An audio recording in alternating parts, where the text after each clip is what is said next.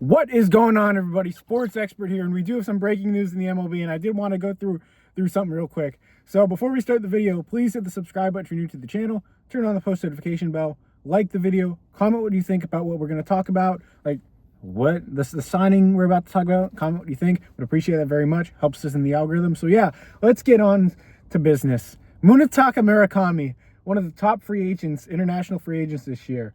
He had until Monday 5 p.m., which is tomorrow, to sign. And yeah, he is signing. He is signing a 2-year, $34 million contract with the the Chicago White Sox. Wow. So the White Sox go out and make a splash. Murakami, a lot of teams saw him as more of a prospect than an actual finished product. The problem with him was hitting fastballs. 95 plus he struggled with. I don't know if all of that stuff is fully accurate with him having an 0.95 average with 95 plus. I don't think that's fully accurate, but the issues are there. They're glaring, and teams saw that, and that's why some teams backed off on a long-term deal. So Murakami decides to sign a short-term deal with the Chicago White Sox.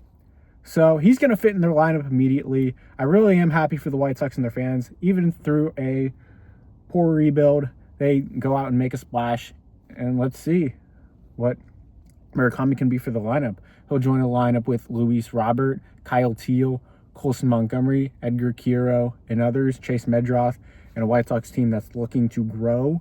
So, and they have the #1 pick next year. They'll get Roch Choslinski. So, hey, they might be building something up there in Chicago with that lineup.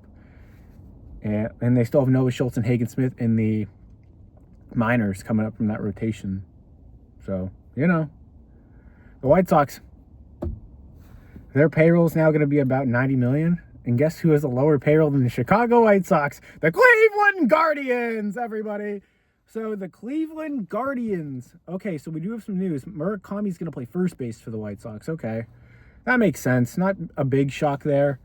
But I wonder where they put Lenyn Sosa. Did they put him at third base? I don't know. But, I mean, what are we doing here? The payroll's at $84 million. The payroll was about $105 million last year, and they've cut $20+ million in payroll almost. And this is with the incoming losses of Emmanuel Clase and Luis Ortiz, who still count towards the payroll, and they probably won't count towards the payroll by the start of the season. So your payroll's really at $77 million right now, which is really sad. Your biggest move so far this offseason was signing Sean Armstrong, which I'm fine with. That's a solid pickup. He's one of the best relievers in baseball against right-handed pitching. But, I mean, how do you just neglect the offense totally? The only move you've made is sign Stuart Fairchild to a minor league deal. What are we doing? He's a journeyman. Because he can hit left-handed pitching.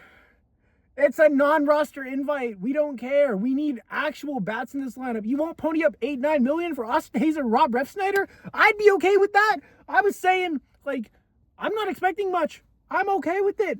We won't even do that. And if you're not even going to... They don't even trade. They don't trade any of their prospects. And guess what? They don't even call up any of their prospects. It's an unreal, man. Travis Bassano probably won't be into the majors until freaking June. You've got to be kidding me right now. It's a joke, man. I wonder how many prospects they will hoard that they refuse to call up. Wow, you have a lower payroll than the White Sox. And there are only a couple teams have a lower payroll than the Miami Marlins, the Tampa Bay Rays, and the Oakland A's. And that's only by $2 million, So really, if you take out Clase and Ortiz, I think you have a lower payroll than the Rays and the A's. That is unreal. How is a Cleveland baseball team have a lower payroll than everybody but one team, which is Miami? I understand Miami, they're rebuilding. But the White Sox are rebuilding too, and they spent $17 million on Murakami. They know they had an opportunity to make a splash, and they did just that. And the Guardians did absolutely nothing to their lineup right now. There's all this talk they're in on Brendan Donovan, but I won't believe it until I see it. They won't even make a trade with guys in the 40-man. They're just going to DFA guys like Justin Brohl. You acquire Justin Brohl, and then you DFA him because you refuse to make trades with people on the 40-man roster because you like to hoard prospects that you don't call up, and we have no offense every year, and you're wondering why. You're wondering why we have Gabriel Arias hitting .210 with a .602 OPS and 6 home runs with a 30+% strikeout rate. And you're talking about giving young guys development like CJ Kavas, CJ Kavas has the profile of a guy who's not going to be an everyday major league player. He's going to be a platoon guy. He's going to be a fourth outfielder type. He's going to be a bench guy, utility. I'm telling you, Like, why are we giving up bats to these guys? And George Valera, I like George Valera, don't get me wrong, but you DFA'd him last year, and now it's all about giving these guys opportunities instead of actually upgrading the offense. Our offense was the worst offense in MLB history to make the playoffs. That's not happening again. You got lucky. You have to look at it in this perspective, that it was a fluke. That's what they refuse to look at. They think they're right all the time. Antonetti, Chernoff, Dolan, whoever it is, whoever you want to call. They think they're absolutely correct on everything and that they should keep the same roster and they'll run it back again and make the playoffs once again. No, I'm sorry. It's just not going to happen. I don't care if you won the division 2 years in a row. I don't care. If Stephen Vogt wasn't here, this team wouldn't be close to the playoffs. Stephen Vogt has been a godsend. And what he's done with this team has been absolutely remarkable. But you're not going to get any better by just keeping the same guys in every single year. Oh my gosh. Good for the White Sox, though. They go out and get Munetaka, Murakami. And yeah, I hope you guys enjoyed this video. Hit the subscribe button to the channel, turn on the post notification bell, like the video, comment what you think. I'm out, guys. Sports Expert here. Peace.